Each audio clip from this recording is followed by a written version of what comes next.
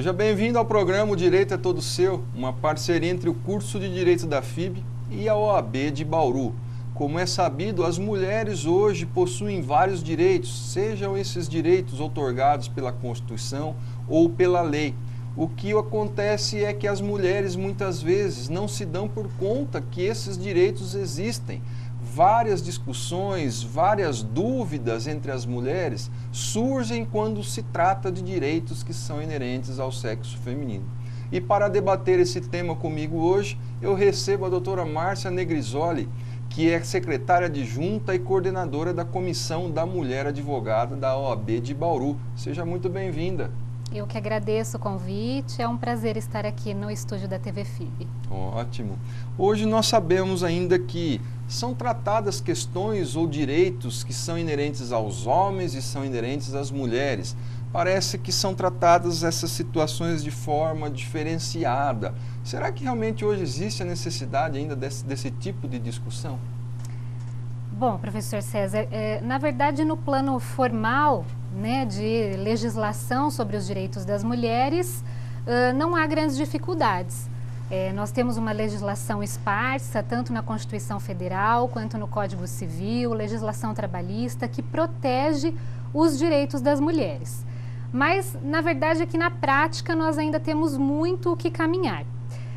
Para a gente construir uma sociedade igualitária e equilibrada, é necessário que as dificuldades como preconceito, discriminação em relação à mulher sejam superadas.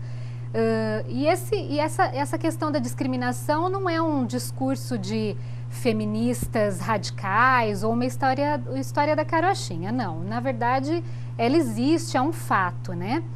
É um tema tão importante, tão relevante, que a própria ONU, Organização das Nações Unidas, tratou a respeito desse tema e definiu aí diretrizes, inclusive, para se tratar os direitos das mulheres, né? Quais seriam as principais diretrizes para a própria Organização das Nações Unidas.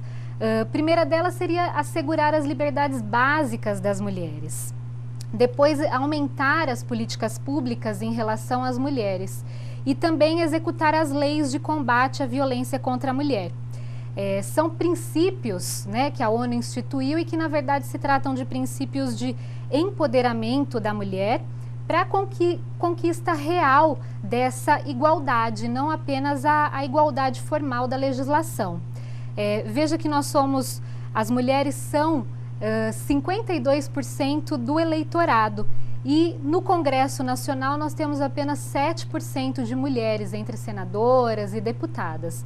Então, é hora da gente fazer um balanço, das mulheres fazerem um balanço desses direitos que foram conquistados e do que falta ainda para se conquistar e o que na prática é efetivado e não só no papel.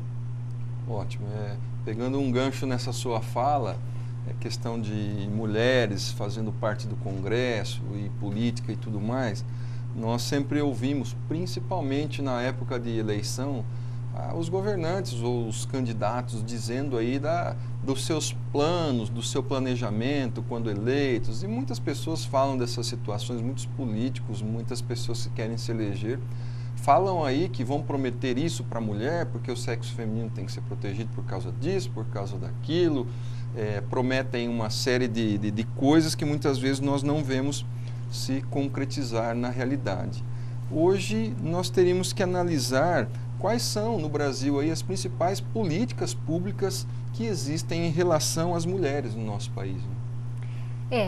Existe hoje um plano nacional de políticas para as mulheres, que foi fruto de uma conferência promovida pela Secretaria de Políticas para Mulheres do Governo Federal. Esse plano é muito importante porque ele contou com a participação em massa da sociedade civil. Então, o governo abriu um diálogo efetivamente com as entidades de proteção às mulheres, entidades de movimentos das mulheres rurais, urbanas, feministas. Então, foi um diálogo, foi um plano cujas diretrizes foram traçadas num diálogo aberto entre governo e sociedade civil. Entre essas diretrizes que foram traçadas nesse plano nacional para a implementação de políticas públicas estão, por exemplo, né, a autonomia das mulheres em todas as dimensões, a busca da igualdade efetiva, o respeito à diversidade, o combate à discriminação e a luta contra a violência contra a mulher. Existe hoje, eu acredito que seja a principal política pública, que seria um plano de enfrentamento à violência contra a mulher. Esse plano ele foi instituído no âmbito do governo federal e ele conta com a participação dos estados e dos municípios. Inclusive, Bauru é signatário desse plano. Aqui em Bauru foi instituída uma Câmara Técnica, né, para discussão de medidas que podem ser implementadas contra a violência contra as mulheres, inclusive com a participação da OAB também nessa Câmara Técnica. Uma das sugestões da OAB como participante dessa Câmara Técnica seria a criação de varas especializadas na violência contra a mulher, que a gente acredita que isso ajudaria muito na proteção aos direitos das mulheres que são vítimas de violência. Hoje nós temos essa questão da proteção à mulher, nós temos inclusive a Lei Maria da Penha, que sem dúvida alguma trouxe uma lei vanguardista, uma lei que dá uma segurança, uma proteção à mulher. E sem dúvida alguma quem ganha com essa Lei Maria da Penha não é só a mulher, mas a sociedade como um todo, porque uma vez você tendo a mulher protegida de uma forma legal, você protege a sociedade, você protege uma mãe, você protege uma filha, etc. E falando da Lei Maria da Penha, muitas pessoas nos questionam acerca da seguinte situação. Embora se saiba que a Lei Maria da Penha teve como objetivo a proteção da mulher, essa lei hoje, as pessoas dizem, se aplica ao homem também ou não? Como fica essa situação? Não, a Lei Maria da Penha ela não se aplica ao homem, né? Embora exista uma discussão sobre a aplicabilidade da Lei Maria da Penha também aos homens, na minha visão essa discussão não há razão de ser. A Lei Maria da Penha já foi declarada constitucional várias vezes junto ao STF e logo no artigo 1º da Lei Maria da Penha ele dispõe que essa lei visa coibir a violência doméstica contra a mulher. Então, se fosse intenção do legislador proteger também o homem, isso estaria expresso no texto da lei. E o fato de não ter essa proteção ao homem na Lei Maria da Penha não significa que o homem não está resguardado de alguma forma. O homem ele pode se socorrer da justiça comum, né, do Código Penal brasileiro, então ele está sim albergado pela nossa legislação. Quem precisa de uma proteção especial são as mulheres, as mais de 140 mulheres que são vítimas de violência diariamente, essas sim precisam de uma proteção especial. Então essa lei ela veio no sentido de equiparar os direitos dos homens e das mulheres, principalmente no que tange ao combate à violência doméstica. Como a nossa discussão aqui hoje diz respeito aos direitos que são inerentes à mulher, e hoje nós vemos no Brasil, através de legislação, através de vários fatores, a aplicação aí de lei em face a se evitar determinados preconceitos, vamos assim dizer, nós temos a situação também de análise entre a Lei Maria da Penha e os transexuais. Como é que fica a questão dessa aplicabilidade? No caso dos transexuais, eu entendo que a situação é um pouquinho diferente. Eu entendo que sim, a Lei Maria da Penha ela também se aplica aos transexuais, aos transgêneros, às lésbicas, né? A Lei Maria da Penha ela não se restringe ao sexo feminino, mas sim ao gênero feminino. Então, o sexo ele se refere a características biológicas, enquanto que o gênero ele é decorrente de aspectos sociais. Então, uma pessoa, por exemplo, ela pode ter o sexo masculino e se incluir no gênero feminino, né? Como é o caso dos transexuais, dos travestis. É uma defensora dessa linha de pensamento também, uma jurista muito importante, que é a doutora Maria Berenice Dias, que é ex-desembargadora do Tribunal de Justiça do Rio Grande do Sul, e hoje advogada militante em direito homoafetivo. Então, a própria doutora Maria Berenice defende que se uma pessoa ela não possui o sexo feminino, mas a sua identidade social é feminina, ela também está protegida, pode ser protegida pela Lei Maria da Penha. E a nossa jurisprudência, ela vem aos poucos caminhando nesse sentido também, de dar a proteção aos travestis, transexuais, transgêneros, lésbicas, da Lei Maria da Penha também. Falando na questão da Maria da Penha ainda, que sem dúvida alguma ela trouxe para as mulheres uma série de direitos e proteção principalmente, nós temos as situações hoje onde a mulher ela precisa de uma resposta rápida da justiça em relação a uma violência, a uma agressão que ela sofre. Não dá para ela ficar aguardando eternamente uma resposta. Muitas vezes a mulher precisa de uma resposta da justiça no que diz respeito a uma proteção, a uma medida de urgência em relação a ela, esta mulher que está sofrendo uma agressão. E nós temos aí hoje as situações das medidas protetivas urgentes à disposição das mulheres. Sim. A Lei Maria da Penha, no artigo 23, ela traça quais são essas medidas protetivas de urgência que um juiz pode deferir à mulher vítima de violência. Como se tratam de medidas de urgência, a própria mulher, pela sua capacidade postulatória extraordinária, pode requerer, né? Mas o ideal é que ela o faça por meio, através de um advogado ou um defensor público. E por se tratar também de situações de urgência, a própria delegada de polícia que atender a mulher vítima de violência na delegacia também pode fazer a requisição de alguma medida protetiva de urgência ao juiz.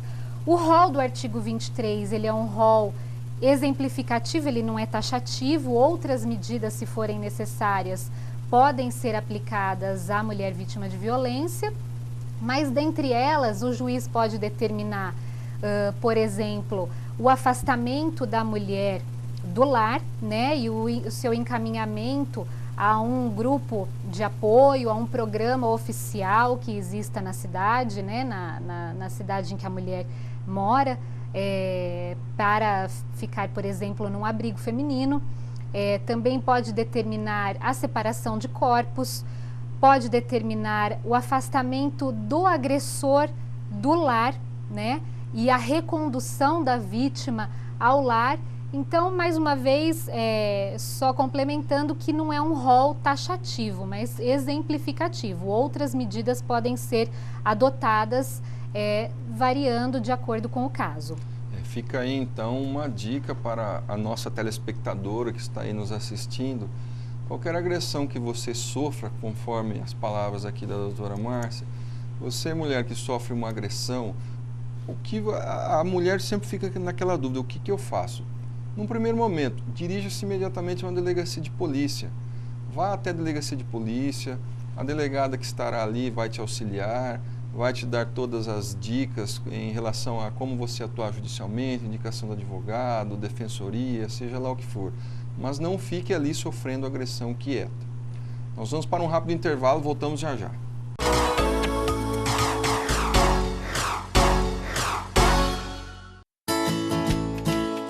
Sabe, tem que pesquisar muito antes de tomar uma decisão, pois não é qualquer coisa, né? É futuro, carreira. E meu avô sempre dizia, quando a gente trabalha numa profissão que a gente realmente gosta, nem sente que é trabalho. Entra!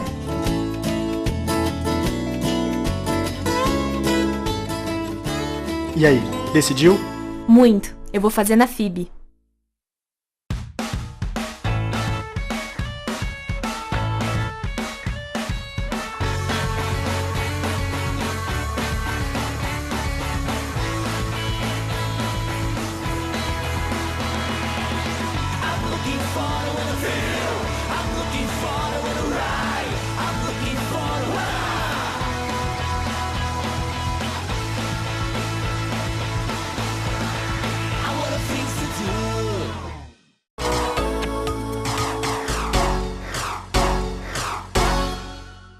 eu começo esse bloco dizendo ou citando um exemplo que acontece corriqueiramente.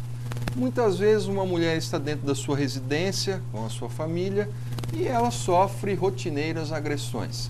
Essa mulher apanha do marido e chega uma hora que ela vê que essa situação está insustentável. Aí ela sofre mais um dia uma outra agressão do seu marido e ela resolve sair da sua residência. Muitas vezes ela sai às pressas, ela deixa na sua residência suas roupas, deixa seus pertences pessoais, joias, o patrimônio dela fica na residência quando ela se vê obrigada a sair da sua residência e ir aí para a casa dos seus pais para que ela não continue sofrendo as agressões dentro da sua própria casa. E a situação é essa, como é que essas mulheres fazem? Elas têm muita dúvida, como que eu faço nessa situação, elas perguntam. Seria a violência patrimonial, que também é regulada pela Lei Maria da Penha no artigo 24. Então, a violência patrimonial, ela ocorre justamente quando o agressor ele passa a se apropriar ou destruir o patrimônio que a mulher deixou em casa, né? Sejam objetos de trabalho, sejam suas roupas, veículos, dinheiro, então tudo isso que faz parte do patrimônio da mulher. Bom, o juiz ele pode liminarmente também determinar algumas medidas para a proteção do patrimônio dessa mulher, como, por exemplo, determinar que o agressor restitua imediatamente esses bens e fique sob a guarda da mulher ou de um parente, proibir temporariamente que o agressor firme contratos de compra e venda, que realize atos de disponibilidade patrimonial, né, sem a participação da mulher. O juiz também pode determinar a revogação de uma procuração que foi outorgada pela vítima ao agressor em determinada situação onde estava tudo bem entre o casal, e até a prestação de uma caução em juízo para que fique garantida, e essa mulher fique garantida de alguma forma em relação ao seu patrimônio.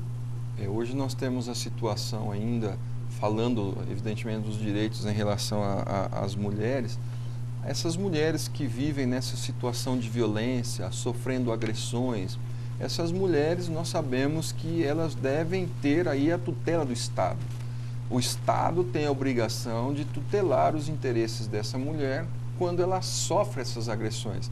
Quando essa mulher aí passa a ser uma vítima dentro da sua própria residência, apanhando do seu marido, ou seja lá a situação que for. Cabe ao Estado aí tomar medidas para amparar essa mulher. O cidadão e ela própria não pode agir com as próprias mãos. Quem tem que agir numa situação dessa, de lesão corporal, ou seja lá o que for, em face dessa mulher é o Estado. E como, na realidade, hoje nós deveríamos fazer uma reflexão de como está essa situação do amparo do Estado em relação à mulher nessas situações de violência. A legislação é muito boa, a Lei Maria da Penha ela é muito boa e completa, então formalmente nós estamos amparadas, né? As mulheres vítimas de violência estão amparadas, mas de nada adianta uma legislação se ela não é efetiva. Então, em todas as situações onde o que está no papel não é efetivamente cumprido pelo Estado, e é a ele que cabe o dever de cumprimento da legislação também, nós não vamos ter a efetividade da lei. Então, por exemplo, se a mulher ela não tem uma delegacia especializada na sua cidade, a gente não vai ter a efetividade da lei. Se a mulher procura uma delegada de polícia e a delegacia está fechada aos finais de semana, não temos a efetividade da lei. Se naquela cidade que a mulher reside não tem um abrigo feminino para onde ela possa ir num caso de violência extrema, a lei também não vai ser efetiva. Então, o Poder Executivo ele tem que cumprir o que está no papel, né? Não basta só termos a legislação. O Estado tem que garantir isso. E passados aí 8 anos da promulgação da Lei Maria da Penha, o que a gente vê é que o amparo estatal ainda é bastante precário, há muita coisa para ser melhorada. Existe, na verdade, no Brasil, não só na situação da Lei Maria da Penha, como na legislação em geral, parece que realmente existe um distanciamento entre o que diz a lei em face do que essa lei proporciona ao cidadão, ou seja, existe um distanciamento entre a lei e a efetividade dela. Sem dúvida alguma, a Lei Maria da Penha veio para ajudar a mulher, como já dissemos aqui, mas cabe a nós, cabe a cada cidadão cobrar do poder público uma efetividade maior da legislação. Uma outra situação também que se discute muito hoje em dia, está em voga, é a questão do aborto. Se o aborto é um direito da mulher. No Brasil, essa discussão sempre vem à tona, nós vemos na mídia, nós vemos no poder, dentro do Poder Judiciário, Poder Legislativo, várias discussões são produzidas em face a essa temática do aborto estar inserido entre os direitos da mulher. Se o aborto é, ou seria, ou pode ser, uma livre escolha da mulher. Essa é uma discussão que hoje está sempre aparecendo na nossa sociedade aí. O procedimento do aborto, ele é considerado crime no Brasil, né? Está previsto no Código Penal, que prevê inclusive uma pena de detenção de 1 a 3 anos para a mulher que o pratica. E ele é permitido somente em casos extremos, como nos casos de gravidez de uma mulher vítima de estupro, ou nos casos de uma gravidez que traz um risco de vida à mãe. Mas a cada ano, as estatísticas dizem que a cada ano aproximadamente 1 milhão de abortos são realizados no Brasil. E por não ser legalizado ou por ser criminalizado, essas mulheres, as brasileiras que praticam aborto, elas acabam se utilizando de métodos muito inseguros, né? Muitas vezes elas fazem o uso de chás, ou de sondas, ou de medicamentos que são comprados no mercado paralelo, e também o de clínicas clandestinas. E aí varia de acordo com o poder financeiro da mulher, né? Se é uma clínica, a segurança da clínica, se é uma clínica boa ou não, né? Vai variar de acordo com o poder, a capacidade financeira da mulher.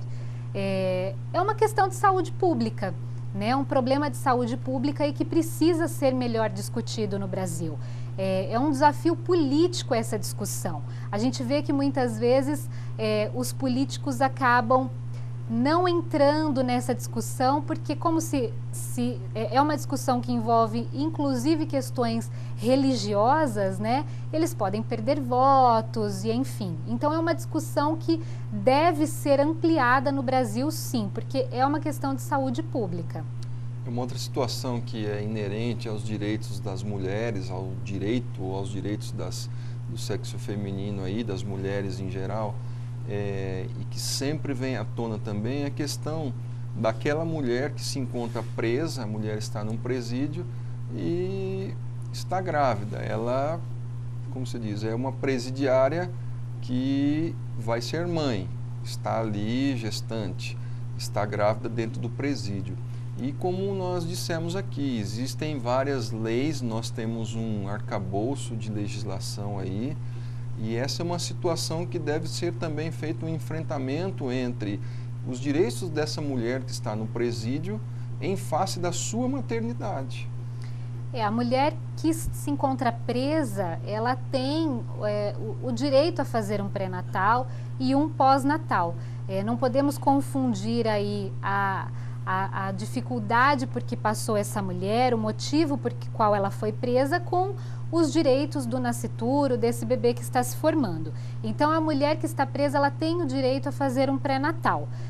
Ela deve ficar presa numa unidade prisional onde possui uma equipe médica para acompanhá-la durante o pré-natal. Então, se aonde ela estiver não existe essa equipe, ela vai ser transferida para uma unidade prisional onde o Estado vai oferecer isso a essa mulher.